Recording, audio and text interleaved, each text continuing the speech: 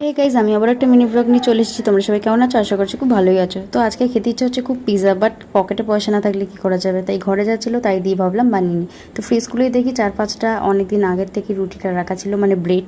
তো তারপরে ঘরে দেখি চিজ রয়েছে, মাখন রয়েছে, সস রয়েছে, তো ভাবলাম এটা দিয়ে চলো বানিয়ে নিই। তো প্রথমেই আমি 3-4 কোয়া রসুন ঘষেছি আর কাঁচা লঙ্কা 2-3টে ঘষেছি। তারপরে অল্প সাদা তেল কড়াইতে দিয়ে আমি কিন্তু এটাকে ভালোভাবে নেড়ে চেড়ে নিচ্ছি, একদম লাল আমি করিনি। তার মধ্যে সস আর পাতিলেবু কিন্তু রসটা দিয়েছি। তো এখানে সস রেডি, আর এখানে আমি বারুটির মধ্যে কিন্তু মাখনটা লাগিয়ে নিচ্ছি। তারপরে সসটা বানিয়েছিলাম, সসটাকে একদম ভালোভাবে ব্রেডের মধ্যে মাখিয়ে নিলাম। তারপরে আমি চিজটাকে উপরে দিয়ে তারপরে কিন্তু সাজিয়ে নিচ্ছি পেঁয়াজ আর এখানে টমেটো দিয়ে। তারপরে চিজটাকে আরেকটু ঘষে দিলাম।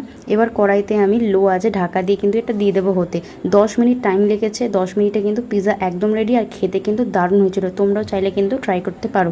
আমি কিন্তু মা বোন খেয়েও বলেছে দারুণ হয়েছে। যাই হোক, ভিডিওটা ভালো লাগলে লাইক কমেন্ট শেয়ার আর সাবস্ক্রাইব করতে ভুলো না। বাই।